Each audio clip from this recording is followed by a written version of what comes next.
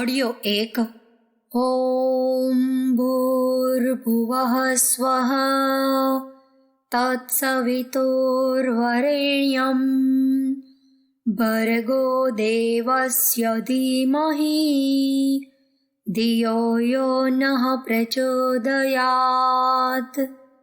ગાયત્રી મંત્રના 10 અક્ષરોની વ્યાખ્યા, આત્મજ્ઞાન અને આત્મકલ્યાણ. લેખક પંડિત શ્રીરામ શર્મા આચાર્ય. આત્મજ્ઞાન અને આત્મકલ્યાણ. ગાયત્રી મહામંત્રનો 23મો અક્ષર દ આપણને આત્મજ્ઞાન અને આત્મકલ્યાણનો માર્ગ બતાવે છે. દર્શન હ્યાત્મનઃ કૃત્વા જાનીયાદાત્મગૌરવમ જ્ઞાત્વા તુ તત્તદાત્માનં પૂર્ણોન્નતિ પથમ નયેત. અર્થાત આત્માને જુઓ, આત્માને જાણો, એના મહાન ગૌરવને ઓળખો અને આત્મોન્નતિના માર્ગ પર ચાલો. મનુષ્ય મહાન પિતાનો સૌથી પ્રિય પુત્ર છે. સૃષ્ટિનો મુગટમણી હોવાને લીધે એનું ગૌરવ અને જવાબદારી પણ મહાન છે. આ મહત્તા તેના દુર્બળ શરીરને લીધે નહીં, પરંતુ આત્મિક વિશેષતાઓને કારણે છે. જેનો આત્મા જેટલો બળવાન છે તેટલો જ તે શ્રેષ્ઠ મહાન પુરુષ છે. આત્મગૌરવની રક્ષા કરવી એ મનુષ્યનું પવિત્ર કર્તવ્ય છે. જેનાથી આત્મગૌરવ ઘટતું હોય, આત્મગ્લાનિ થતી હોય, આત્માને હણવો પડતો હોય એવું ધન, સુખ, વૈભવ અને પદ લેવા કરતાં નાગા તથા ભૂખ્યા રહેવું વધુ સારું છે. જેની પાસે આત્મધન છે તેને સાચો ધનવાન ગણવો જોઈએ. જેનું આત્મગૌરવ સુરક્ષિત છે તે ઇન્દ્રના જેવો મોટો પદધારી છે. ભલે પછી ચાંદી કે તાંબાના ટુકડા તેની પાસે ઓછા પ્રમાણમાં કેમ ન હોય. પોતાને શરીર સમજવાથી મનુષ્ય માયાગ્રસ્ત થાય છે અને શરીર સાથે સંબંધ રાખનારી સાંસારિક મુશ્કેલીઓમાં ખોવાયેલો રહી મનુષ્ય જીવન જેવા અમૂલ્ય સૌભાગ્યને ખોઈ બેસે છે. જ્યારે એવી અનુભૂતિ થવા લાગે કે હું આત્મા છું, શરીર તો મારું માત્ર એક અલ્પજીવી વસ્ત્ર જ છે, વર્તમાન જીવન અનંત જીવનની એક નાની કડી માત્ર છે, તો તે પોતાનો સ્વાર્થ એવી બાબતોમાં જુએ છે કે જેના વડે આત્માના કલ્યાણની સાધના થઈ શકે. આત્મનિર્માણનો માર્ગ. મનુષ્યનું અંતઃકરણ કેટલાક વિશ્વાસોથી છવાયેલું રહે છે. એ વિશ્વાસોના આધારે જ જીવન યાત્રા ચાલતી રહે છે. શરીરની ક્રિયાઓ મન તથા બુદ્ધિની ઈચ્છા પ્રમાણે થાય છે. આ રીતે શરીર અને મન એ બંનેની પ્રવૃત્તિઓ વિશ્વાસ બીજ પર આધારિત હોય છે. કેટલાક વિશ્વાસરૂપી બીજ તો પ્રાણી પૂર્વજન્મના સંસ્કાર રૂપે સાથે લાવે છે, પરંતુ મોટા ભાગના આ જીવનમાં જ તૈયાર થાય છે. માતા પિતાના કુટુંબીજનોના તથા પાડોશીઓના વિચાર વ્યવહારનો ઘણો ખરો ભાગ બાળક ગ્રહણ કરે છે. નજર સમક્ષ બનતી ઘટનાઓનો પ્રભાવ, વાતાવરણ અને પરિસ્થિતિઓનો પ્રભાવ બાળક પર અચૂક પડે છે. મોટો થતા પુસ્તકોમાંથી, મિત્ર પાસેથી, પ્રવચનો દ્વારા તથા પોતાની તર્ક શક્તિથી તે થોડો નિષ્કર્ષ તારવે છે. આ નિષ્કર્ષના વિરોધમાં કોઈ જબરદસ્ત તર્ક કે કારણ સામે ન આવે તો તે વિશ્વાસ બીજની જેમ મનોભૂમિમાં અંકિત થઈ જાય છે અને ત્યાં તેના મૂળ ઊંડે સુધી નાખે છે. તે બીજના જે છોડ ઉગે છે તેને આપણે વિચાર અથવા કાર્ય રૂપે પ્રગટ થતા જોઈએ છીએ. મનુષ્ય અહંકાર પ્રધાન પ્રાણી છે. તેને અહમ ખૂબ વાલો હોય છે. જે વસ્તુની સાથે તે અહમને જોડી લે છે તે વસ્તુઓ પણ તેને પ્રિય લાગવા માંડે છે. સ્ત્રી, પુત્ર, ધન, વૈભવ, યશ વગેરે પોતાના હોય તો પ્રિય લાગે છે, પરંતુ જો તે બીજાના હોય તો તેમાં કોઈ રસ પડતો નથી. કોઈ વાર તો ઉલટી ઈર્ષા પણ થાય છે. પોતાના દોષો સાંભળવાનું ધૈર્ય મોટા મોટા ધનવાનોમાં પણ નથી હોતું અને પોતાની પ્રશંસા સાંભળવા માટે મોટામાં મોટા ત્યાગીઓ પણ અધીરા બની જાય છે.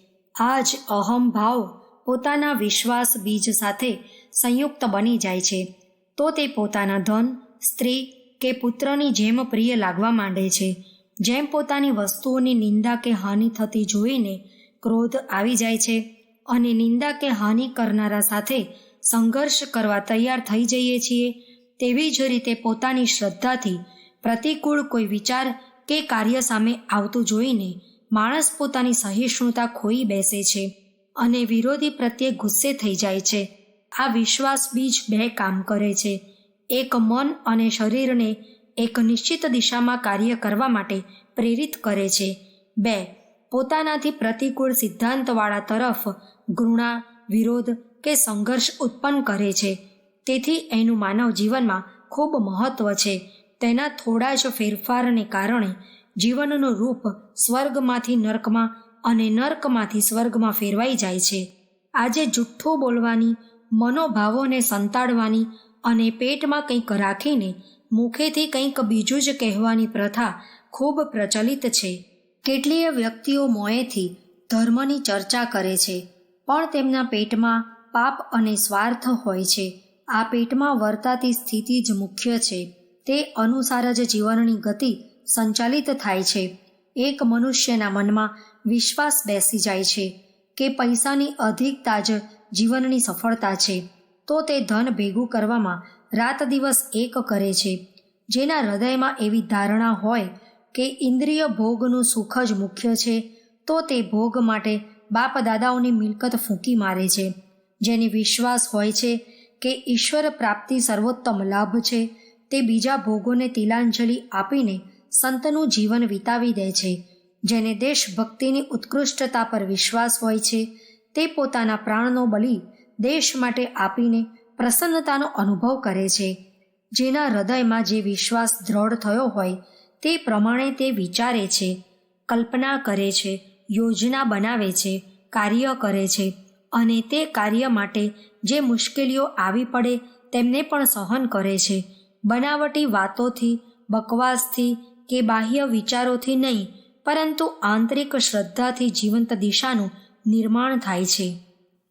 સામાજિક રીત રિવાજ, નાતજાત, અસ્પૃશ્યતા, લગ્ન, ખાણીપીણી, ધર્મ, સંપ્રદાય, ઈશ્વર, પરલોક, ભૂત પ્રેત, દેવી દેવતા, તીર્થ, શાસ્ત્ર, રાજનીતિ, ચિકિત્સા, આચાર વિચાર, મનોરંજન તથા પોતાની અને બીજાની આત્મિક સ્થિતિની બાબતમાં કેટલાક વિશ્વાસ જામી ગયા હોય છે. તેના આધારે જ શરીર અને મનના અવયવો કામ કરે છે. એક માણસની ઈચ્છા, આકાંક્ષાઓ, વિચારધારા અથવા કાર્ય પ્રણાલી બીજાથી જુદી હોય છે.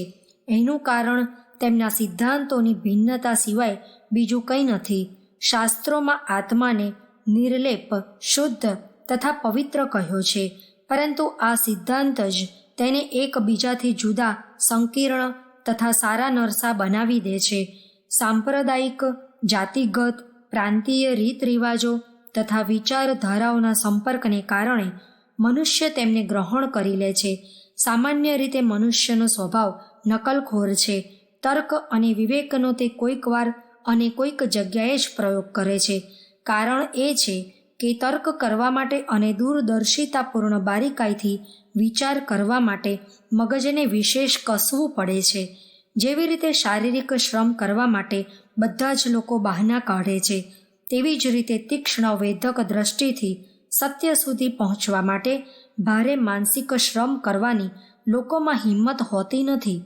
ઘણા ખરા લોકોમાં તો આ પ્રકારની યોગ્યતા પણ નથી હોતી. જેમના છે તે પોતાના પરમપ્રિય વિષયને છોડીને અન્ય વિષયો તરફ ગંભીર દ્રષ્ટિ કરવાનો પ્રયત્ન કરતા નથી. એવી રીતે સામાન્યતઃ દેખાદેખી, નકલ કરવાની પરંપરા ચાલી આવે છે. આ જ પરંપરા સમય જતાં વિશ્વાસ બીજ બની જાય છે. પોતાની વાતને જ મુખ્ય અને સાચી માનવાનો અર્થ બીજાની વાત જૂઠી માનવી એવો થાય. આ પ્રકારનો અહંકાર અજ્ઞાનનો દ્યોતક છે. આ અસહિષ્ણુતાથી જ ઘૃણા અને વિરોધ વધે છે. સત્યની પ્રાપ્તિ થતી નથી. સત્યની પ્રાપ્તિ થવાનું ત્યારે જ સંભવી શકે જ્યારે આપણે આપણી ભૂલો, ત્રુટીઓ અને નબળાઈઓને નિષ્પક્ષ ભાવથી જોઈએ.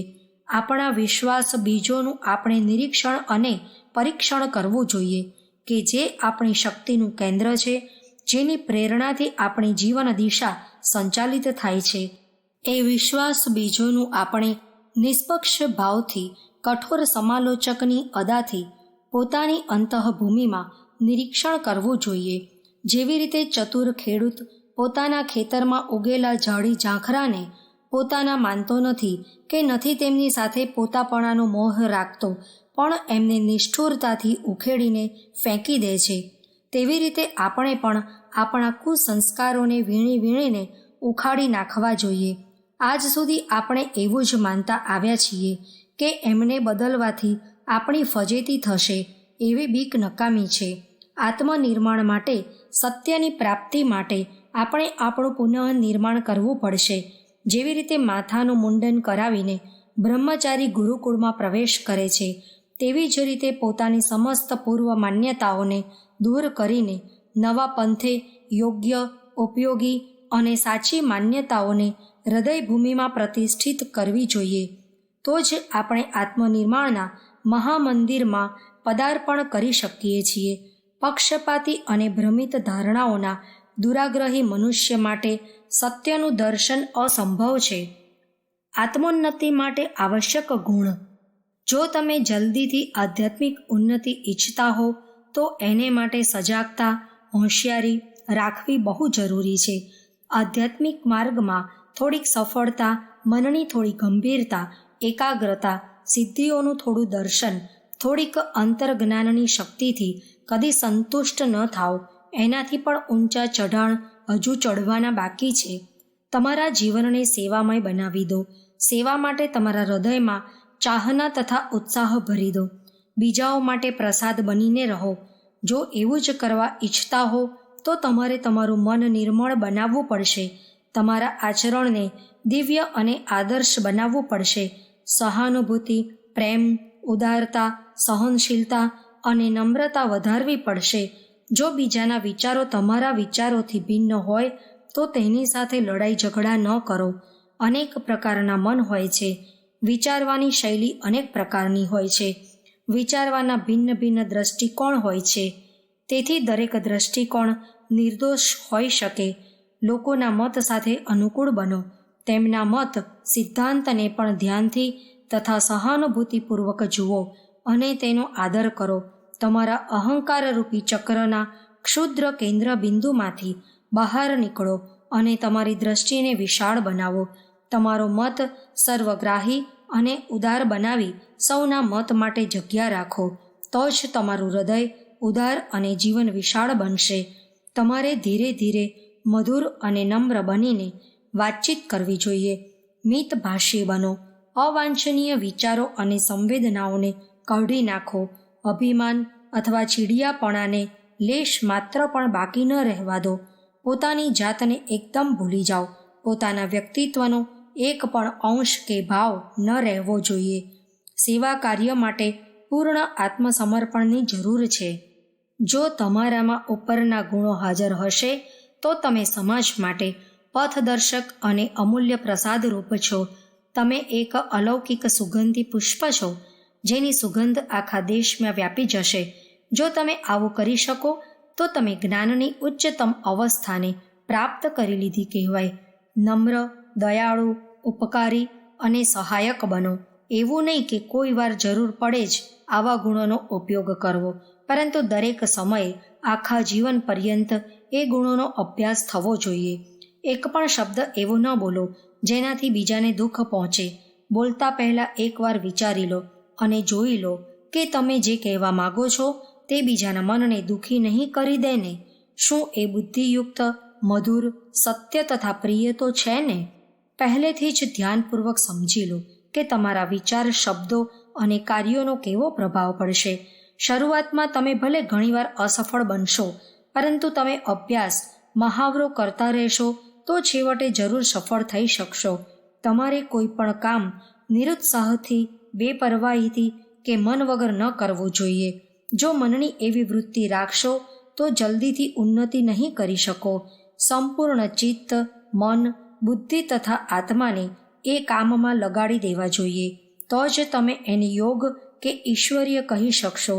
કેટલાક માણસો હાથથી તો કામ કરે છે, પણ તેમનું મન કોલકાતાના બજારમાં હોય છે, બુદ્ધિ ઓફિસમાં હોય છે અને આત્મા સ્ત્રી કે પુત્રમાં જોડાયેલો રહે છે.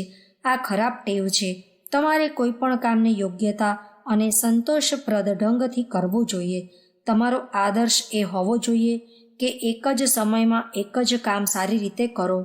જો તમારા ગુરુ અથવા મિત્ર તમને ટુવાલ ધોવાનું કહે તો તમારે તેમને પૂછ્યા વિના જ બીજા કપડાં પણ ધોઈ નાખવા જોઈએ. વારંવાર અસફળ થવાથી તમારે હિંમત ન હારવી જોઈએ. નિષ્ફળતાથી તમને અનુભવ મળે છે, તમને કારણ સમજાઈ જશે અને જે કારણે તમને નિષ્ફળતા મળી તેનાથી ભવિષ્યમાં બચવા માટે જાગૃત રહેશો. તમારે ખૂબ જાગૃત રહીને તે કારણોથી બચવું પડશે. એ જ નિષ્ફળતાની નબળાઈમાંથી તમને શક્તિ મળશે. નિષ્ફળતા મળવા છતાં પણ તમારે તમારા સિદ્ધાંત, લક્ષ્ય, નિશ્ચય અને સાધનાનું દ્રઢ સંકલ્પથી પાલન અને અનુસરણ કરવું પડશે. તમે કહેશો, ગમે તે થાય પણ હું અવશ્ય પૂરેપૂરી સફળતા પ્રાપ્ત કરીશ. હું આ જન્મે જ નહીં, આ ક્ષણે જ આત્મ સાક્ષાત્કાર કરીશ. કોઈ પણ નિષ્ફળતા મારા માર્ગમાં અવરોધ નહીં લાવી શકે. પ્રયત્ન અને કોશિશ તમારા તરફથી થવા જોઈએ. ભૂખ્યા માણસે જાતે જ ખાવું પડશે. તરસ્યાએ પોતે જ પાણી પીવું પડશે. આધ્યાત્મિક સીડી ઉપર દરેક ડગલું તમારે પોતાની જાતે જ માંડવું પડશે. આત્મજ્ઞાનીએ સુશીલ, મનોહર તથા મિલનસાર પ્રકૃતિના બનવું પડશે. તેણે પૂર્ણપણે અનુકૂળતા, ક્ષમાશીલતા, સહાનુભૂતિ, વિશ્વ પ્રેમ તથા દયાના ગુણોથી ભરેલા રહેવું જોઈએ. તેમણે બીજાના આચરણ અને આદતો પ્રમાણે પોતાને બનાવવા પડશે. તેમણે પોતાના હૃદયને એવું બનાવવું પડશે કે બધાને પોતાના ગળે લગાવી શકે. તેમણે પોતાના મનને શાંત તથા સમતોલ રાખવું પડશે. બીજાને સુખી જોઈને તેમણે પ્રસન્ન રહેવું પડશે. પોતાની દરેક ઇન્દ્રિયને પોતાના વશમાં રાખવી પડશે. પોતાનું જીવન ખૂબ જ સાદગીથી વ્યતીત કરવું પડશે. તેમણે અનાદર, અપકીર્તિ, નિંદા, કલંક, લજ્જા પામવી, કઠોર વચન સાંભળવા, ઠંડી, ગરમી તથા રોગના દુઃખો સહન કરવા પડશે. તેણે સહનશીલ બનવું પડશે. તેમણે પોતાનામાં, ઈશ્વરમાં, શાસ્ત્રોમાં, પોતાના ગુરુના વચનોમાં પૂરો વિશ્વાસ રાખવો પડશે. જે માણસ સંસારની સેવા કરે છે તે પોતાની જ સેવા કરે છે. જે બીજાને મદદ કરે છે તે વાસ્તવમાં પોતાને જ મદદ કરે છે. આ હંમેશા ધ્યાનમાં રાખવા જેવી વાત છે. જ્યારે તમે બીજી વ્યક્તિની સેવા કરો છો, જ્યારે તમે પોતાના દેશની સેવા કરો છો, તમે એ સમજી લો કે ઈશ્વરે સેવા દ્વારા તમને પોતાને જ ઉન્નત બનવાનો તથા સુધરવાનો મોકો આપ્યો છે. તેથી જેણે તમને સેવા કરવાનો મોકો આપ્યો હોય તે માણસ પ્રત્યે કૃતજ્ઞતા બતાવો. નિષ્કામ સેવા કરવાથી તમે તમારા હૃદયને પવિત્ર બનાવી શકો છો. અહંકાર, ઘૃણા, ઈર્ષ્યા, શ્રેષ્ઠતાનો ભાવ અને એ રીતે બીજા અનેક આસુરી સંપત્તિના ગુણો નાશ પામે છે. નમ્રતા, શુદ્ધ પ્રેમ, સહાનુભૂતિ, ક્ષમા, દયા વગેરેની વૃદ્ધિ થાય છે. ભેદભાવ દૂર થાય છે. સ્વાર્થ વૃત્તિ નિર્મૂળ થઈ જાય છે. તમારું જીવન વિસ્તૃત અને ઉદાર બની જશે. તમે એકતાનો અનુભવ કરવા લાગશો. અંતમાં તમને આત્મજ્ઞાન પ્રાપ્ત થશે. તમે સૌમાં એક અને એકમાં સૌનો અનુભવ કરશો. તમે અધિકતમ આનંદનો અનુભવ કરવા લાગશો. સંસાર કંઈ જ નથી, માત્ર ઈશ્વરની સેવા છે. સેવાને જ પૂજા કહેવામાં આવે છે. જ્યારે બીજાની ભલાઈ કરવાનો ભાવ મનુષ્યનું એક અંગ બની જાય છે ત્યારે કોઈ પણ પ્રકારની રજ માત્ર પણ ઈચ્છા રહેતી નથી. તેમને બીજાની સેવા તથા ભલું કરવામાં જ અત્યંત આનંદનો અનુભવ થાય છે. દ્રઢ નિષ્કામ સેવા કરવાથી એક વિચિત્ર પ્રકારની પ્રસન્નતા તથા આનંદ આવે છે. તેમને નિષ્કામ તથા નિઃસ્વાર્થ કર્મ કરવાથી આંતરિક આધ્યાત્મિક શક્તિ અને બળ મળે છે. આધ્યાત્મિક માર્ગમાં સફળતા કેવી રીતે મળી શકે? માનવ જીવનનો સદુપયોગ બે પ્રકારે કરી શકાય. એક આત્મનિર્માણ દ્વારા, બે રાષ્ટ્ર નિર્માણ દ્વારા. એમાંનું પ્રથમ સાધન એટલે કે આત્મનિર્માણ પર વિચાર કરીએ તો જણાય છે કે આત્મનિર્માણ નીચેના સાધનોથી થઈ શકે છે. એક શરીરના રક્ષણથી, બે ભાવનાઓ પર વિજય મેળવીને, ત્રણ બુદ્ધિનો વિકાસ કરીને, ચાર આત્મજ્ઞાનથી. આત્મનિર્માણનું પ્રથમ સાધન માણસનું શરીર છે. શરીર એ યંત્ર છે જેની મદદથી માણસ જગતમાં કર્મ માર્ગ પર આગળ વધે છે, અનેક કર્તવ્યોનું પાલન કરે છે તથા જગત, સમાજ, દેશ અને વિશ્વની પ્રગતિ સમજે છે. જગત કેવું છે, તેમાં કેટલી પ્રગતિ થઈ રહી છે, કેટલું સારું કે ખરાબ છે તે માણસના શરીર ઉપર આધાર રાખે છે. જેમ કમળો થયેલ માણસને બધે જ પીળું દેખાય છે, તેમ રોગિષ્ઠ શરીરવાળાને સંપૂર્ણ જગત રોગથી ભરેલું દેખાય છે, જાણે સમગ્ર સંસાર રોગમાં ડૂબેલો છે. અસ્વાસ્થ્યકર જગ્યાઓ, નિંદનીય ધંધો કરતી વ્યક્તિઓને દુનિયામાં ભોગવિલાસ, શૃંગાર, ઉત્તેજક પદાર્થ વગેરે સિવાય કંઈ દેખાતું નથી. જેણે પોતાના શરીરને દારૂ, તમાકુ, ચરસ, અફીણ વગેરે ઉત્તેજક પદાર્થો ઉપર નિભાવ્યું છે, તે માણસ પશુઓની શ્રેણીમાં પડ્યો નરકના કીડાની જેમ જીવન વિતાવે છે. અસ્વસ્થ તથા રોગી મનુષ્યના વિચાર પણ અસ્વાસ્થ્યકર અને અનિષ્ટ જ હોય છે.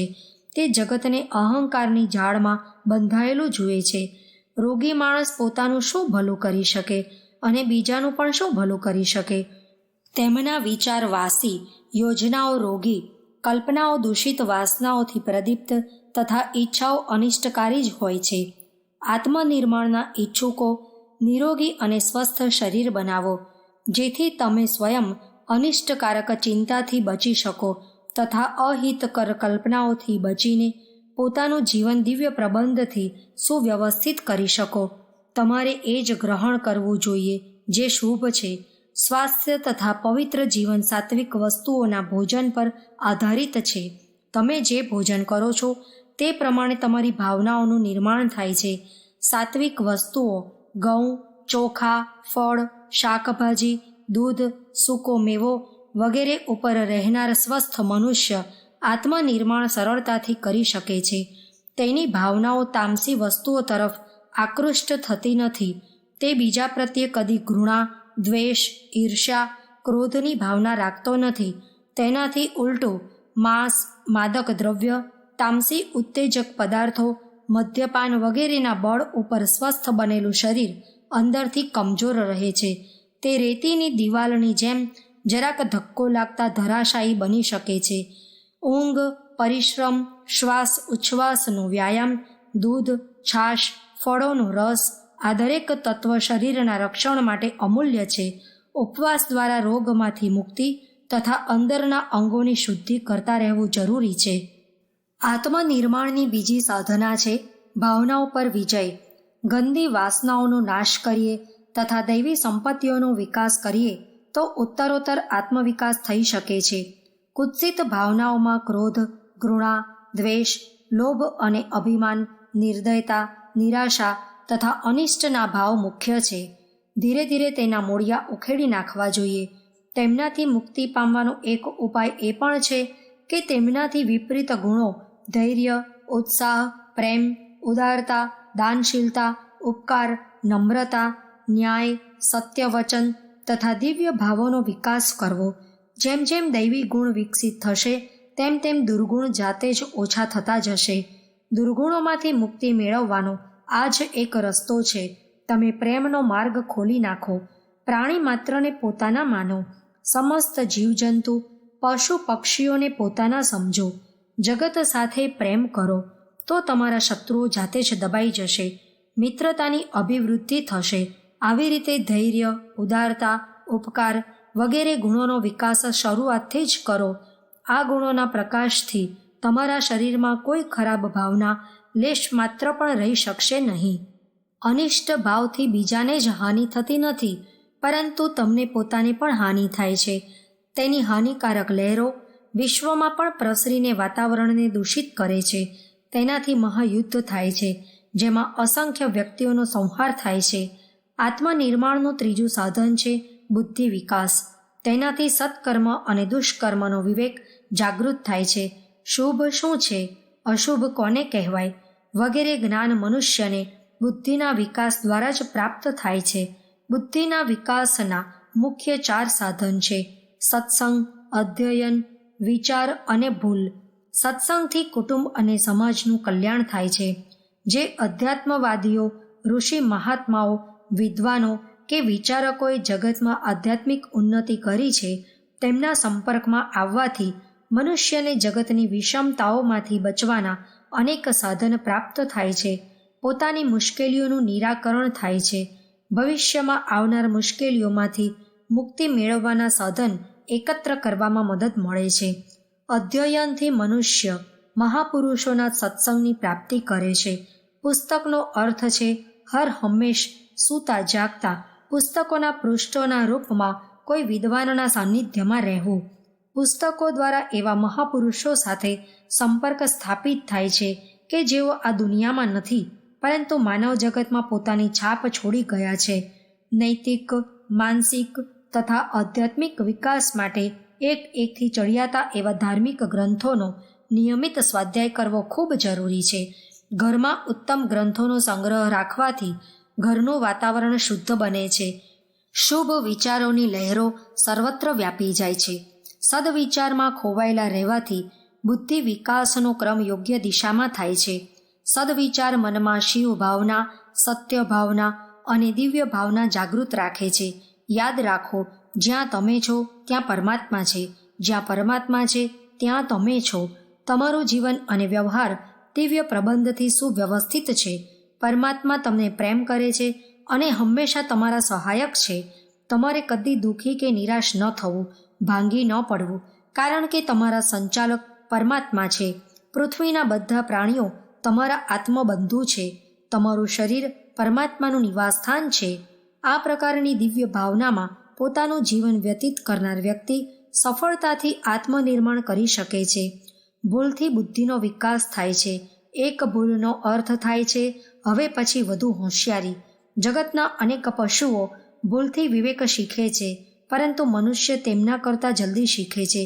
ભૂલનો અર્થ એ છે કે તમે ભવિષ્યમાં એ ભૂલ ફરી ન કરો. ભૂલથી અનુભવ વધે છે. જગતમાં વ્યક્તિના અનુભવનું જ મહત્વ છે. અનુભવ અનેક ભૂલો દ્વારા મળેલું સદ્જ્ઞાન છે. ભૂલ જો કદી બેવડાય નહીં તો બુદ્ધિ વિકાસમાં ખૂબ જ મદદ કરે છે. મહાન પુરુષોના જીવનમાં એવી અનેક ક્ષણો આવી છે જ્યારે તેઓ ભૂલોના બળથી મહાન બન્યા છે. આત્મનિર્માણનું અંતિમ સાધન છે આત્મભાવોનો વિસ્તાર. સાધકની દ્રષ્ટિએ વિકાસનું સૌથી ઊંચું સ્તર આ જ છે. એ સ્તર પર પહોંચીને સાધક સર્વત્ર આત્મભાવના દર્શન કરે છે. દરેક વ્યક્તિ, વસ્તુ તથા જગતને તે બ્રહ્મરૂપ જુએ છે. પોતાના શરીરને તે પરમાત્માનું ઘર સમજે છે. તે જે વસ્તુને જુએ છે તે બધી તેના આત્માના અંગ પ્રત્યંગ છે. તેના આત્માનું ક્ષેત્ર સવિસ્તૃત થાય છે, જેમાં શત્રુ, મિત્ર બધા સમાઈ જાય છે. જે વ્યક્તિ પારકા પોતાનાના ભેદભાવ પર વિશેષ ધ્યાન આપે છે તે આત્મનિર્માણમાં જલ્દીથી આગળ આવી શકતી નથી. આપણા શાસ્ત્રકારોએ આત્મવત સર્વભૂતેષુ નો જે સિદ્ધાંત બતાવ્યો છે તેનું વાસ્તવિક તાત્પર્ય એ જ છે કે મનુષ્ય દરેકને આત્મ સ્વરૂપમાં જુએ અને જુદાઈની ભાવનાને યથાશક્તિ થોડી થોડી ઘટાડતો જાય. આત્મકલ્યાણ અને સદ ઉપદેશ. આત્મકલ્યાણ માટે પ્રયત્ન તો મનુષ્ય પોતે જ કરવો પડે, પરંતુ સત્સંગ અને સદુપદેશ એના મુખ્ય આધાર છે. આપણા કાનોને સદુપદેશ રૂપી અમૃત નિરંતર મળતું રહેવું જોઈએ. મનુષ્યનો સ્વભાવ ચંચળ છે. ઇન્દ્રિયોની અસ્થિરતા પ્રસિદ્ધ છે. જો આત્મ સુધારમાં દરેક ઇન્દ્રિયને વશમાં રાખવામાં આવે તો તે યોગ્ય છે, કારણ કે પ્રસંગ મળતા જ તેની પ્રવૃત્તિ પતન તરફ લાગી જાય છે. સદુપદેશ એક એવો અંકુશ છે જે મનુષ્યને કર્તવ્ય માર્ગ પર નિરંતર ચાલતા રહેવા પ્રેરે છે. સદમાર્ગ પરથી વિચલિત થતાં જ કોઈ શુભ વિચાર કે સુવાક્ય ફરીથી યોગ્ય માર્ગ પર લઈ આવે છે. દરેક સદુપદેશ એક દ્રઢ પ્રેરક વિચાર છે. જેમ કોલસાના નાના કણમાં વિનાશકારી વિપુલ શક્તિ ભરેલી હોય છે, તેવી રીતે પ્રત્યેક સદુપદેશ શક્તિનો એક જીવતો જાગતો જ્યોતિપિંડ છે. તેનાથી તમને નવો પ્રકાશ અને નવીન પ્રેરણા પ્રાપ્ત થાય છે. મહાપુરુષોની અમૃતમય વાણી કબીર, રહીમ, ગુરુ નાનક, તુલસી, મીરાબાઈ, સુરદાસ વગેરે મહાપુરુષોના પ્રવચનો, દોહા અને ગીતોમાં મહાન સિદ્ધાંતો ઠાંસીને ભરેલા છે, જેનો આધાર ગહન અનુભવ ઉપર રહેલો છે. આજે એ અમર તત્વવેત્તાઓ આપણી વચ્ચે નથી. તેમના પાર્થિવ શરીર વિલુપ્ત થઈ ચૂક્યા છે, પરંતુ પોતાના સદુપદેશના રૂપમાં તેઓ જીવનસાર છોડી ગયા છે, જે આપણા માર્ગદર્શન માટે ખૂબ સહાયક બની શકે છે. માણસ મરી જાય છે, તેમનો માલ સામાન, બંગલા, વૈભવ તૂટી ફૂટીને નાશ પામે છે, પરંતુ તેમના જીવનનો સાર, ઉપદેશ અને વિદ્યાઓ અમર વસ્તુ છે જે યુગો સુધી જીવતા રહે છે. આ પૃથ્વી પર આજ સુધીમાં કોણ જાણે કેટલીય વ્યક્તિઓ આવી અને મૃત્યુને ભેટી છે. તેમના નામ નિશાન સુદ્ધા રહ્યા નથી. પરંતુ જે વિચારકો, તત્વવેત્તાઓ અને મહાપુરુષોએ પોતાના જીવન અનુભવ આપ્યા છે તે આજે પણ મશાલની જેમ આપણને પ્રકાશ આપી રહ્યા છે. મનુષ્યનો અનુભવ ધીમી ગતિથી વધે છે. જેમ જેમ ઉંમર વધે છે તેમ તેમ કડવા મીઠા ઘૂંટડા પીને આપણે આગળ વધીએ છીએ. હવે જો આપણે કેવળ પોતાના જ અનુભવો પર ટકી રહીશું તો જીવનનો સાર ઘણા દિવસે પામી શકીશું. એના કરતાં એ ઉત્તમ છે કે આપણે વિદ્વાનોના અનુભવોને ધ્યાનપૂર્વક વાંચીએ અને એને પોતાના અનુભવોથી પારખીએ, સરખામણી કરીએ અને જીવનમાં ઉતારીએ. તેમણે જે પ્રલોભનોનો ઉલ્લેખ કર્યો છે તેમનાથી દૂર રહીએ. જે સારી ટેવોને વખાણી છે તેમને વિકસાવીએ. સદુપદેશને ગ્રહણ કરવો તે આપણને પોતાને લાભ કરવાનો સરળ ઉપાય છે. સત્યના શોધક, ઉન્નતિના જિજ્ઞાસુ અને કીર્તિના ઈચ્છુકનું એ જ સર્વપ્રથમ કર્તવ્ય છે કે તેઓ માત્ર પોતાના થોડાક અનુભવોના બળ ઉપર ન ટકી રહેતા માનવતાના પ્રશંસનીય અને ઉન્નત વિચારકોના અનુભવોમાંથી લાભ ઉઠાવે. સદુપદેશ આપણા માટે પ્રકાશનો જીવતો જાગતો સ્તંભ છે. જેમ સમુદ્રમાં જહાજોને યોગ્ય માર્ગ બતાવવા માટે દીવાદાંડી બનાવવામાં આવે છે તેમ વિદ્વાનોના ઉપદેશ પણ એવા જ પ્રકાશ સ્તંભ છે. અમે એવું નથી કહેતા કે તમે આંખ બંધ કરીને એમને ગ્રહણ કરો. તમે તમારી બુદ્ધિ અને તર્ક પાસે ખૂબ કામ લો, પરંતુ ઉપદેશોમાં વ્યક્ત આધાર તથા તત્વને જરૂર ગ્રહણ કરો. તમને વિવેકવાન બનવામાં એ ખૂબ મદદરૂપ થશે. સત્ય, પ્રેમ અને ન્યાયનો માર્ગ એનાથી સ્પષ્ટ થઈ જાય છે. તમને બીજા કોઈ સારી સલાહ આપે તેને સાંભળવી તે તમારું કર્તવ્ય છે, પરંતુ તમારી પાસે અંતરાત્માનો અવાજ છે. તમે તમારા આત્માની સલાહ પ્રમાણે કામ કરતા રહો. કદી વિશ્વાસઘાતનો પ્રસંગ નહીં બને. જેમણે ઘણા સદુપદેશ સાંભળ્યા છે તેઓ દેવતા સ્વરૂપ છે, કારણ કે જ્યારે મનુષ્યની પ્રવૃત્તિ સારા માર્ગ તરફ હોય છે ત્યારે જ તે સદુપદેશોને પસંદ કરે છે, ત્યારે જ સત્સંગમાં બેસે છે, ત્યારે જ મનમાં અને પોતાની ચારે બાજુ શુભ સાત્વિક વાતાવરણ વિનિર્મિત કરે છે. કોઈ વિચારને સાંભળવાનું તાત્પર્ય એ છે કે ચૂપચાપ અંતઃકરણપૂર્વક તેમાં રસ લેવો, એમાં ભ્રમણ કરવું. જે જેવું સાંભળે છે તે સમય જતાં તેવો જ બની જાય છે. આજે તમે જે સદુપદેશો ધ્યાનપૂર્વક સાંભળો છો તેવા કાલે ચોક્કસ બની પણ જશો. સાંભળવાનું તાત્પર્ય પોતાની માનસિક પ્રવૃત્તિઓને દેવત્વ તરફ વાળવી તે છે. એક વિદ્વાને કહ્યું છે, પાણી જેવી જમીન ઉપર વહે છે તેવો જ તેનો ગુણ થઈ જાય છે. મનુષ્યનો સ્વભાવ પણ સારા નરસા વિચારો અથવા લોકોના સંગ પ્રમાણે બદલાઈ જાય છે. તેથી ચતુર મનુષ્ય ખરાબ લોકોનો સંગ કરતાં ડરે છે, પરંતુ મૂર્ખ વ્યક્તિ ખરાબ વ્યક્તિઓ સાથે ભળી જાય છે અને તેમના સંપર્કથી પોતાની જાતને પણ દુષ્ટ બનાવી દે છે.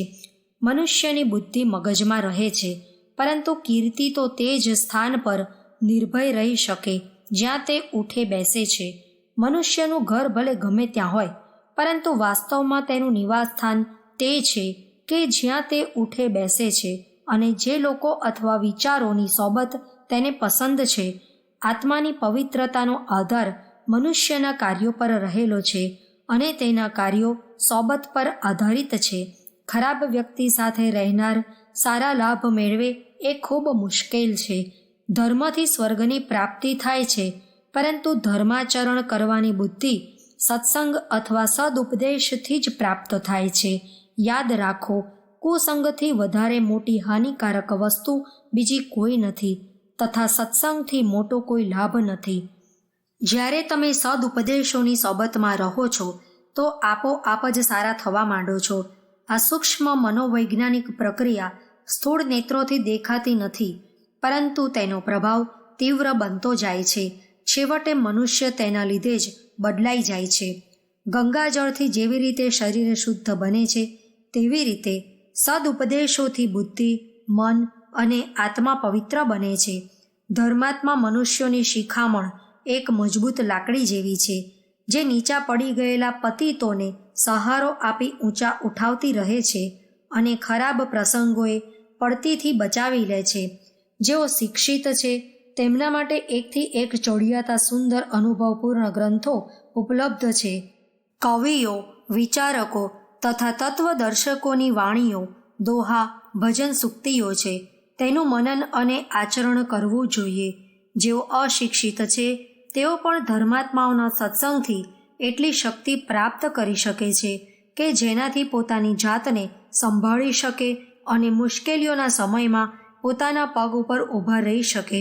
સ્વયં ભગવાને ગીતામાં કહ્યું છે, ન હિ જ્ઞાનેન સદૃશમ પવિત્રમિહ વિદ્યતે તત્સ્વયં યોગ સંસિદ્ધ કાલેનાત્મનિ વિંદતિ. અર્થાત આ સંસારમાં સદજ્ઞાન જેવી પવિત્ર કરનારી બીજી કોઈ પણ વસ્તુ નથી. આ જ્ઞાનને કેટલાય સમયથી કર્મયોગ દ્વારા શુદ્ધ અંતઃકરણ પ્રાપ્ત કરેલ માનવી પોતાની મેળે જ આત્મામાં મેળવી લે છે.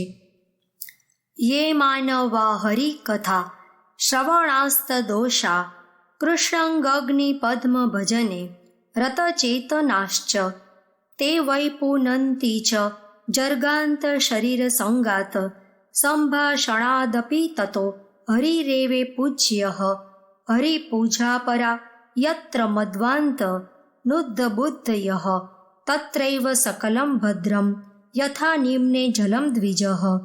જે માણસો ભગવાનની કથા સાંભળીને તેમાંથી સદુપદેશ ગ્રહણ કરીને પોતાના દુર્ગુણ દૂર કરી ચૂક્યા છે અને જેમનું ચિત્ત ભગવાન શ્રી કૃષ્ણના ચરણ કમલની આરાધનામાં પરોવાયેલું છે તેઓ પોતાના શરીર દ્વારા અથવા સંભાષણથી પણ જગતને પવિત્ર કરે છે.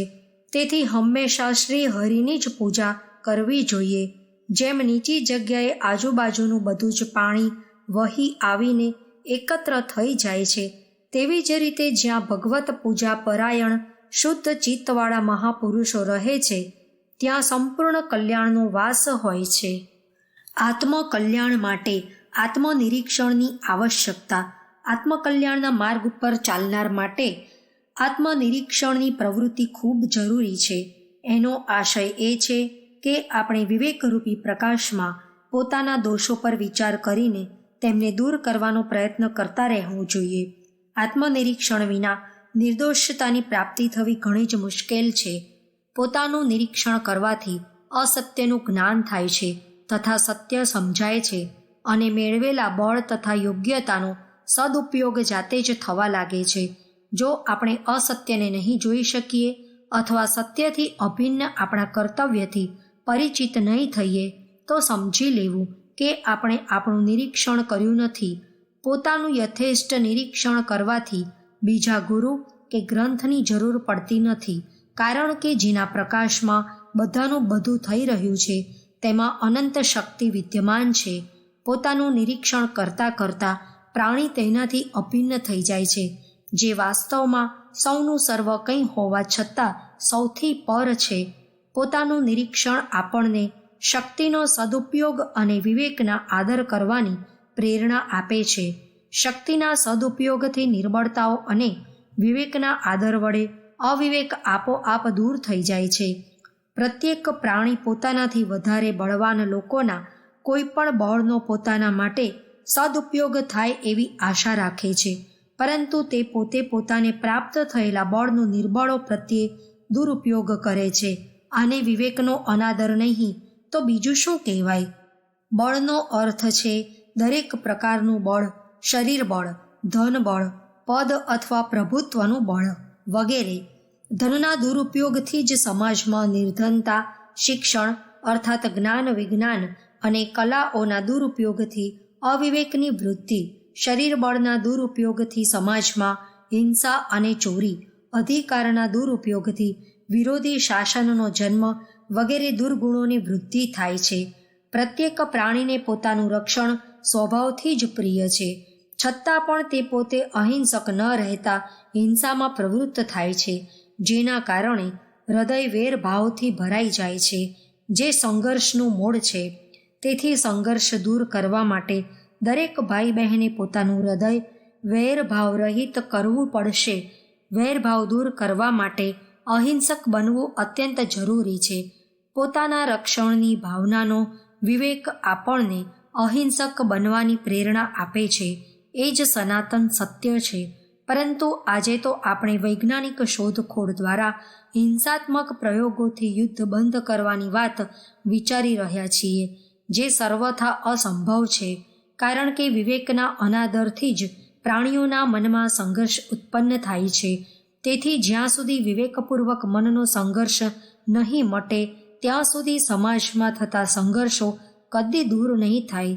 પછી તે વ્યક્તિગત હોય, કૌટુંબિક હોય કે સામાજિક, દરેક અપરાધી પોતાના પ્રત્યે ક્ષમાની ઈચ્છા રાખે છે અને બીજાને દંડ દેવાની વ્યવસ્થા ઈચ્છે છે. તે પોતાના પ્રત્યે તો બીજા પાસેથી અહિંસક વેરભાવ વિનાનો ઉદાર, ક્ષમાશીલ, ત્યાગી, સત્યવાદી અને વિનમ્રતા વગેરે દિવ્ય ગુણોથી પૂર્ણ વ્યવહારની આશા રાખે છે. પરંતુ પોતે એવા પ્રકારનો સદવ્યવહાર બીજાઓ પ્રત્યે નથી કરી શકતો. પોતાના પ્રત્યે મધુરતાપૂર્વકના સન્માનની આશા રાખે છે, પરંતુ બીજાઓ પ્રત્યે અપમાન તથા કટુતાપૂર્ણ દુર્વ્યવહાર કરે છે, જે વાસ્તવમાં ભૂલ છે. એનું પરિણામ એ આવે છે કે પ્રાણી પોતાના પ્રત્યે રાગી અને બીજાઓ પ્રત્યે દોષી બની જાય છે. એ જ સર્વ દુઃખોનું મૂળ છે. પોતાના પ્રત્યે થતા અન્યાયને સહન કરીને પણ અન્યાય કરનારને માફ કરવામાં આવે તો દ્વેષ પ્રેમમાં બદલાઈ જાય છે અને પોતાનાથી થયેલા અન્યાયને પોતે દુઃખ વ્યક્ત કરી ક્ષમા માગી લેવામાં આવે તથા પોતાનો ન્યાય પોતે કરી જાતે જ દંડ સ્વીકારી લેવામાં આવે તો રાગ ત્યાગમાં ફેરવાઈ જાય છે. જ્યારે રાગ અને દ્વેષ ત્યાગ અને પ્રેમમાં બદલાઈ જાય છે ત્યારે મુક્તિની પ્રાપ્તિ આપોઆપ થઈ જાય છે. આ જ વાસ્તવિક આનંદ છે. પોતાનું નિરીક્ષણ કરવાથી એ પણ સ્પષ્ટ થઈ જાય છે કે જ્યારે આપણે રાગથી પ્રેરાઈને ઇન્દ્રિયો તરફ ગતિશીલ બનીએ છીએ ત્યારે ઇન્દ્રિયજન્ય જ્ઞાનના આધાર પર આપણને અનેક પ્રકારની વિષમતાઓનો ભાસ થાય છે અને ઇન્દ્રિયજન્ય સ્વભાવમાં પ્રવૃત્ત થવાથી આપણે ક્રિયાજન્ય સુખની આસક્તિ, પરતંત્રતા, જડતા વગેરેમાં બંધાઈ જઈએ છીએ. એટલું જ નહીં, અંતે આપણે શક્તિહીનતાનો અનુભવ કરી સ્વાભાવિક વિશ્રામ અથવા નિવૃત્તિને અપનાવીએ છીએ, જેના ફળ સ્વરૂપે શક્તિહીનતા ઘટતી જાય છે અને વિના પ્રયત્ને જરૂરી શક્તિ પ્રાપ્ત થતી જાય છે. જો શક્તિહીનતા, જડતા, વિષમતા વગેરે દુઃખોથી દુઃખી થઈને આપણે નિવૃત્તિ દ્વારા સંચિત શક્તિનો વ્યય ન કરી વિષયોથી વિમુખ બનીને અંતર્મુખ બની જઈએ તો ભોગ યોગમાં, જડતા ચેતનમાં, વિષમતા સમતામાં, પરાધીનતા સ્વાધીનતામાં અને અનેકતા એકતામાં ફેરવાઈ જશે.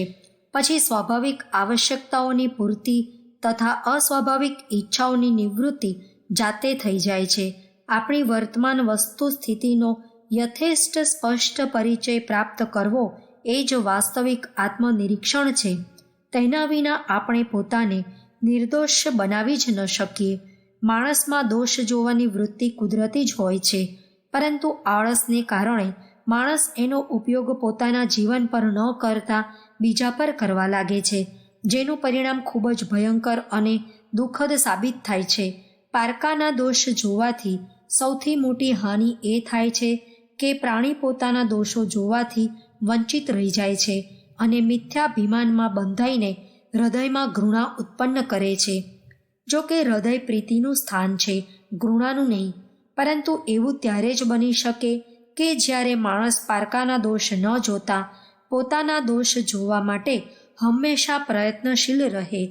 પોતાના તથા પારકાના દોષ જોવામાં એક મોટું અંતર એ જ છે કે પારકાના દોષ જોતી વખતે આપણે દોષો સાથે સંબંધ જોડી લઈએ છીએ, તેથી સમય જતાં પોતે દોષી બની જઈએ છીએ.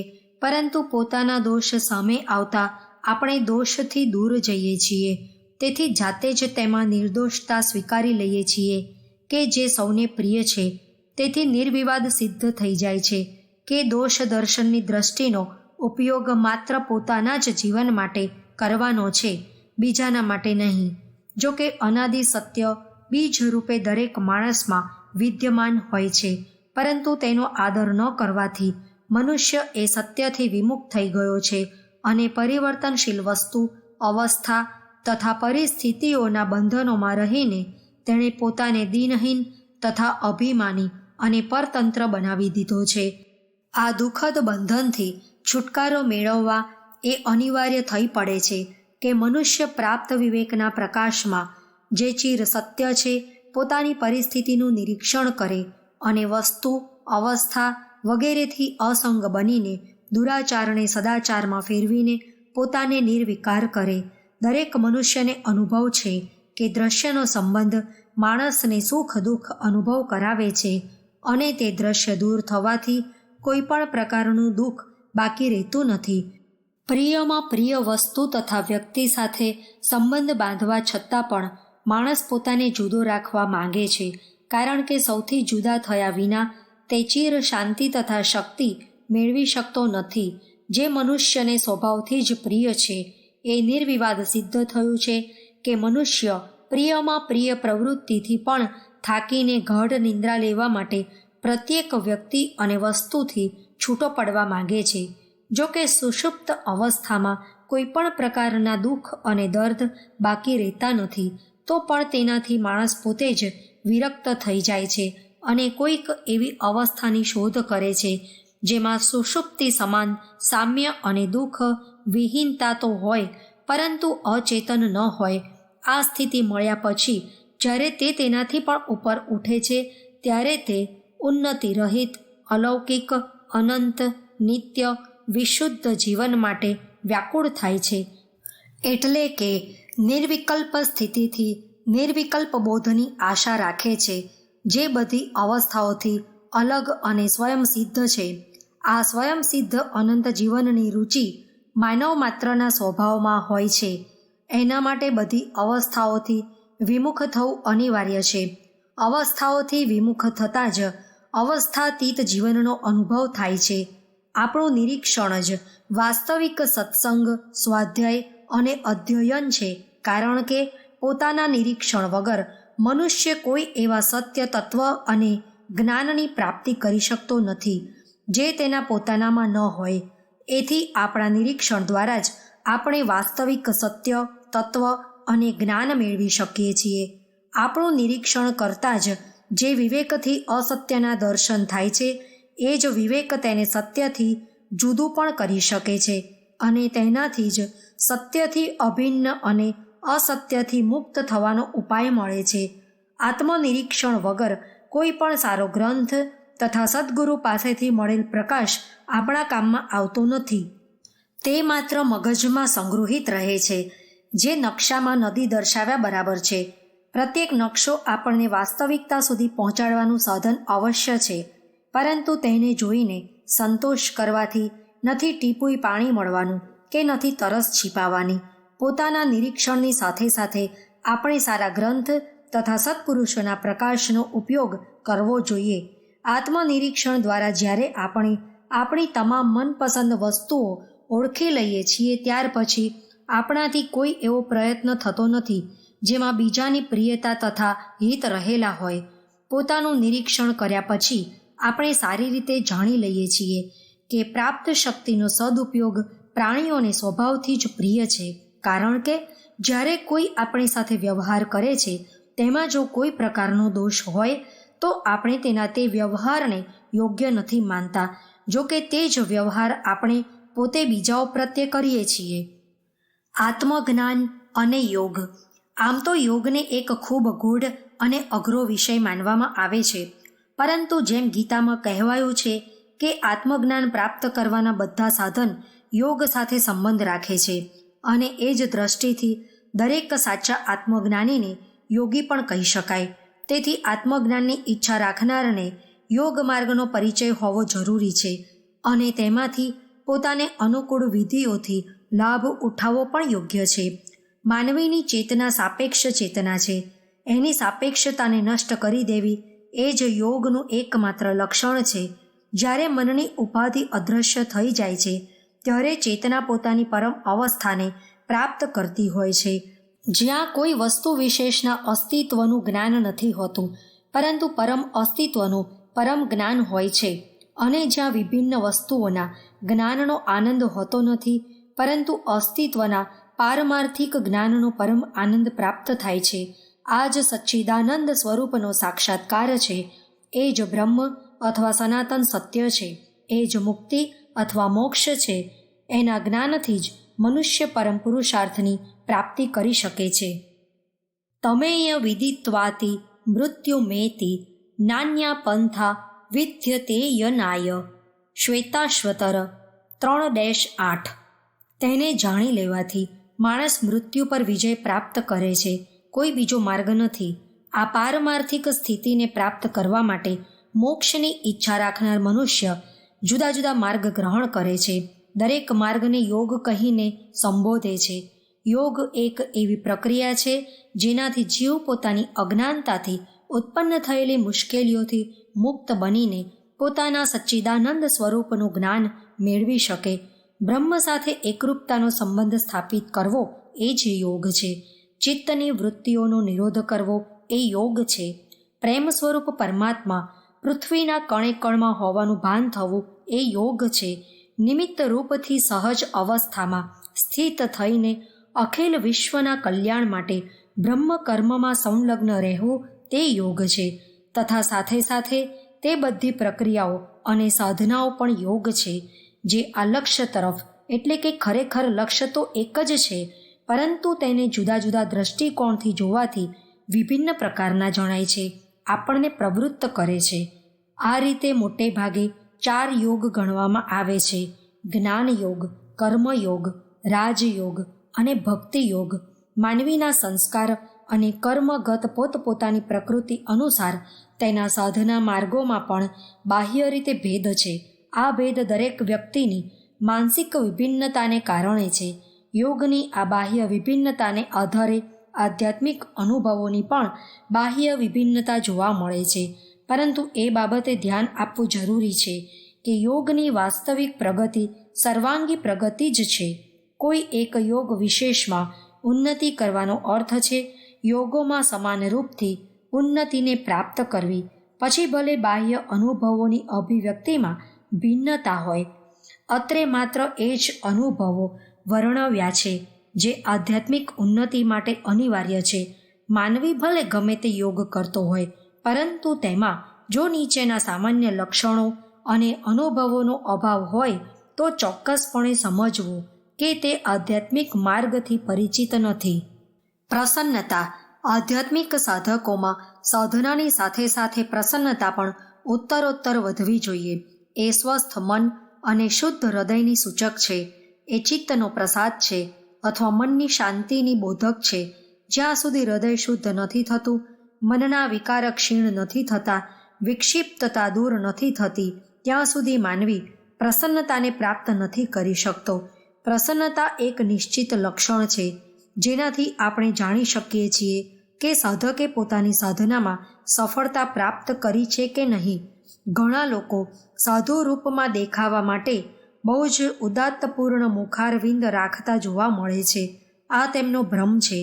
જે મન સુખના કિરણોથી ઓતપ્રોત હોય તેમાં જ સત્યનો સંચાર થાય છે. સાત્વિક મન જ યોગની ગંભીર સાધનામાં સફળતાપૂર્વક પ્રવૃત્ત રહી શકે છે. તેથી સુંદર સદ્ગુણ એકત્ર કરવા તે આત્માનો આનંદ છે. હંમેશા આનંદિત જ રહેવું જોઈએ. સંતોષ.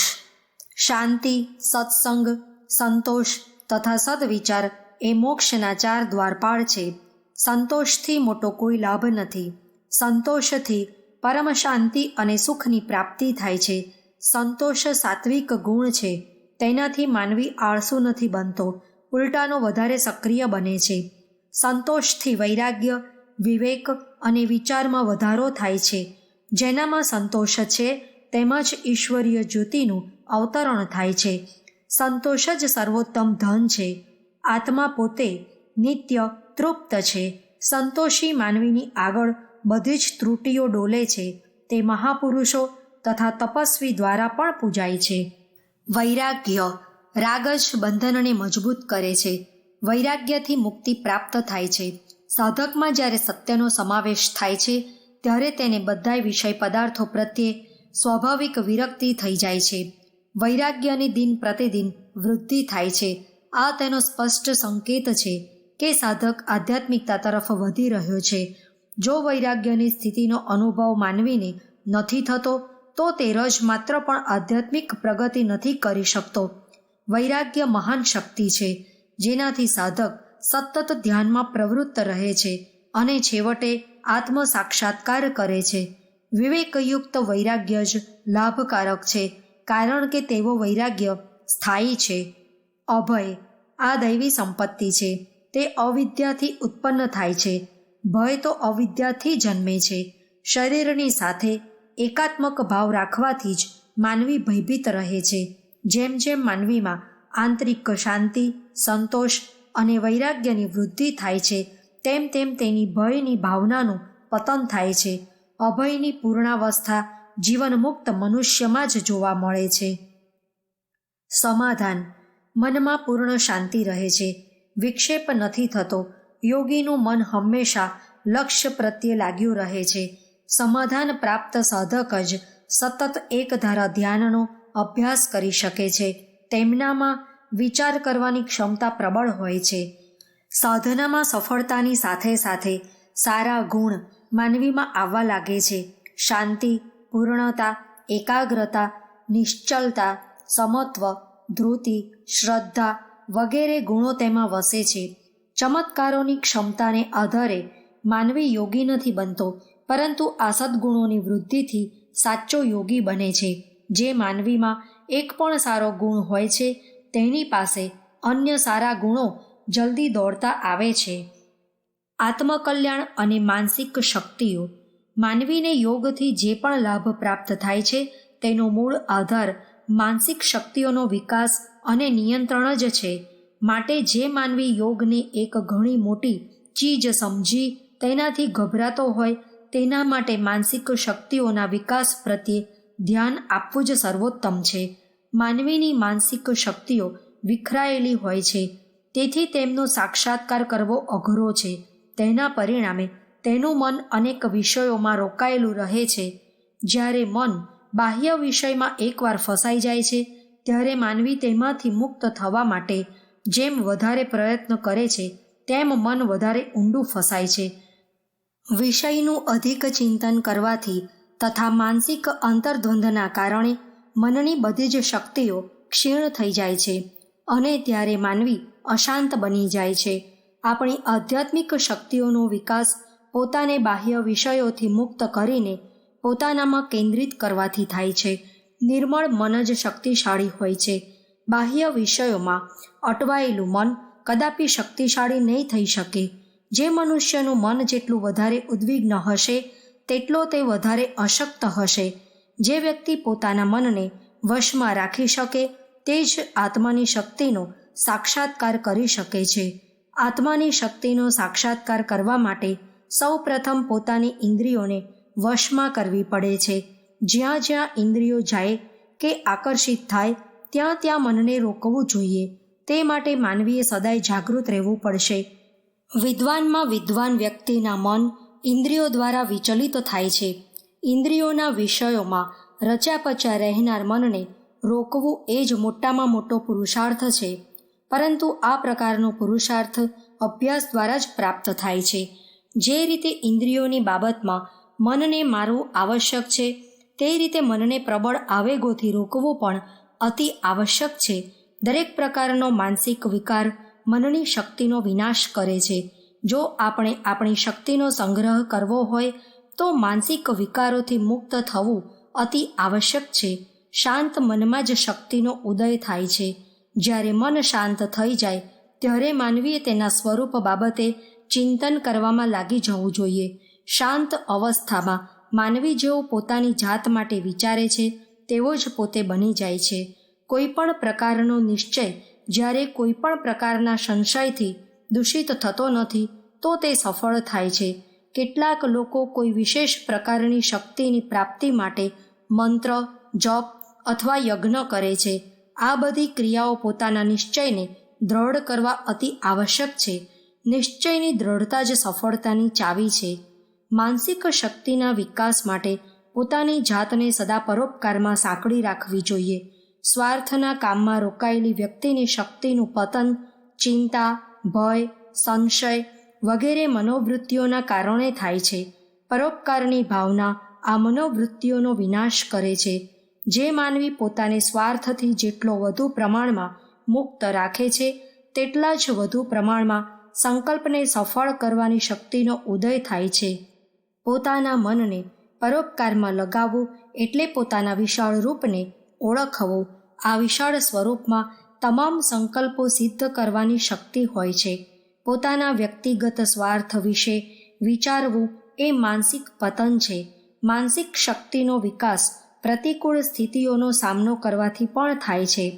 જે વ્યક્તિ કોઈ સિદ્ધાંત માટે પ્રતિકૂળ સ્થિતિનો સામનો જેટલો વધારે કરે છે તે પોતાના મનને તેટલું જ વધારે દ્રઢ બનાવે છે. માનસિક દ્રઢતા આત્મજ્ઞાન પ્રાપ્ત કરવા માટે અતિ આવશ્યક છે. જે વ્યક્તિ પ્રતિકૂળ સંજોગોમાં ડરી જાય છે તેને શાંતિ મળતી નથી. કેટલીક ચિંતાઓ કલ્પિત હોય છે. તેમની ભયાનકતા મનની દુર્બળતાને કારણે વધે છે. બીકણને પડછાયો ભૂત જેવો દેખાય છે. જો આવો માનવી સાહસ કરે અને પડછાયા તરફ આગળ વધે તો ભૂતનો ભય મટી જાય છે. પોતાની આધ્યાત્મિક શક્તિનો વિકાસ કરવા માટે સારો વ્યવહાર અને વિચાર કેળવવા બહુ જ જરૂરી છે. જે વ્યક્તિ સાંસારિક વ્યવહારમાં જેટલી વધારે કુશળ હોય તે આધ્યાત્મિક જ્ઞાન માટે તેટલી જ અયોગ્ય ઠરે છે. આવી વ્યક્તિનું મન સદા સંશયયુક્ત હોય છે. તે નથી બીજાની વાત ઉપર વિશ્વાસ મૂકતી કે નથી પોતાની જાત ઉપર વિશ્વાસ રાખતી. જો આવી વ્યક્તિના મનમાં કોઈ સારો વિચાર આવે તો તે વિચાર ફળીભૂત થવા માટે તેને પોતાને વિશ્વાસ નથી હોતો. સંશયયુક્ત મન હોવાથી આવી વ્યક્તિ પોતાના મિત્રો ગુમાવે છે. તેને સંસાર શત્રુઓથી ભરેલો લાગે છે. તે જાણે છે કે બીજાને પોતે દગો કરે તો લોકો તેને પણ દગાથી જવાબ આપશે. આ રીતે ખરાબ ચિંતનમાં તેનો સમય વ્યતીત કરે છે અને દુઃખમાં ડૂબી જાય છે. માનસિક શક્તિના વિકાસ માટે સરળ સ્વભાવ હિતકારક છે. અંગ્રેજીમાં કહેવત છે કે ડેવિલ ઇઝ ડોંકી, શૈતાન ગધેડો હોય છે. આ કહેવત ચતુર લોકોની મૂર્ખતાનું પ્રદર્શન કરે છે. જે માણસ બહાર અંદરથી એક સરખો હોય છે તે જ પોતાના સ્વરૂપને ઓળખી શકે છે. જો માનવી પોતાના વિચાર અને વ્યવહારમાં સત્ય આચરે તો તેના આચાર વિચાર આપોઆપ ઉચ્ચ કોટીના થઈ જાય છે. જે માણસ પોતાના કોઈ પણ દોષને છુપાવવા પ્રયત્ન નથી કરતો તેના ચરિત્રમાં એક પણ દોષ રહેતો નથી. પહેલાંના પાપ પણ સચ્ચાઈની મનોવૃત્તિના ઉદયના પરિણામે નષ્ટ થઈ જાય છે. સંતાડેલું પાપ લાગે છે અને ખુલ્લું રાખેલું પાપ લાગતું નથી. જે પોતાના વિશે જેટલું વધારે વિચારે તે પોતાને તેટલો જ વધારે પુણ્યાત્મા બનાવે છે. આવી જ વ્યક્તિ બીજી આધ્યાત્મિક શક્તિઓ પ્રાપ્ત કરી શકે છે. આત્મજ્ઞાન જ મોટામાં મોટી સંપત્તિ છે. આ રીતે જે માનવી આત્મજ્ઞાન પ્રાપ્ત કરીને આધ્યાત્મિક જીવનમાં પ્રવેશ કરે છે તે માત્ર પોતે જ સુખી અને સફળ મનોરથી નથી હોતો, પરંતુ સંસારને પણ એક એવી ધારામાં પ્રવાહિત કરે છે કે જે અનેક માનવીઓને માટે કલ્યાણકારી સિદ્ધ થાય છે.